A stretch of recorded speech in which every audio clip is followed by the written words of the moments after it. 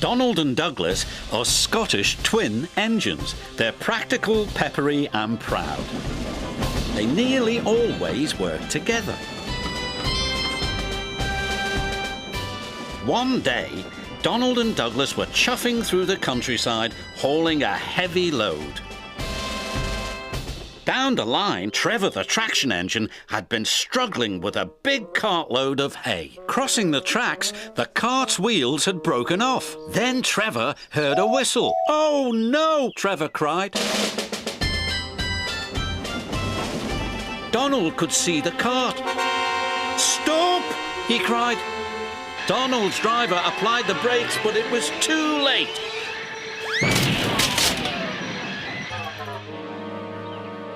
Luckily, no one was hurt. "Stop being pushy," Donald snapped. "Don't call me pushy," Douglas snapped back. "You shouldn't have pushed me into the cart," huffed Donald. "You pulled me, you mean," argued Douglas. "Didn't he?" Did, no. Did too."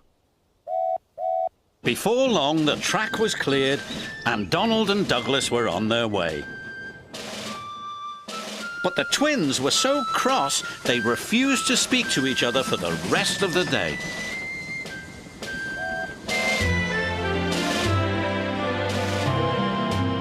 The next day, the Fat Controller needed an engine to help Duck at the smelter's yards. "May I go, sir?" said Donald eagerly. "I only need one engine," said the Fat Controller, "not two." "I'm only one engine, sir," said Donald, "and I would like to work with Duck." The Fat Controller was surprised, but agreed. Thomas was worried. "Won't you miss one another?" he asked. "I know I'd miss Annie and Clarabelle." "I'll work better on my own," sniffed Douglas. "I have work to do," huffed Donald. At first, Donald enjoyed working with Duck. Then, things started to go wrong. "Did you shunt those trucks onto the other line?" Donald asked. "You said you wanted them on the other line," Duck replied. "No, that other line. The other line." Donald was cross. "Douglas would have known what I meant," he huffed. Douglas was working on his own. He chuffed dutifully through the beautiful countryside. But Douglas had no one to share it with. Although he tried not to, he was beginning to miss his twin. That night, Douglas's driver took him to visit Donald. "I was just passing," said Douglas. "Have you come to say you're sorry?" Donald sniffed.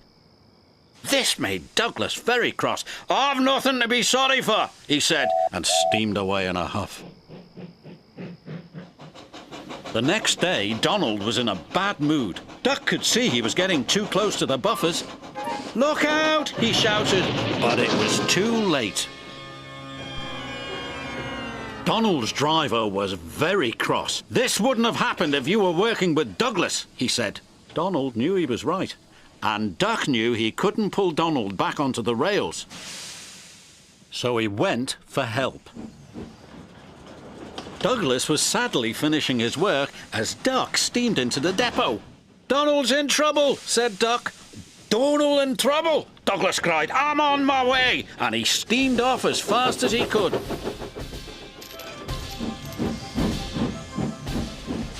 Douglas struggled and struggled. He finally pulled his twin gently back onto the tracks. He was relieved Donald wasn't hurt. "Thank you," Donald said, "and I'm sorry." "No, I'm sorry," said Douglas. "I'm sorry," insisted Donald. "You don't have to have a row about who's sorry," chuckled Duck. "Just be glad you're back together." And they were.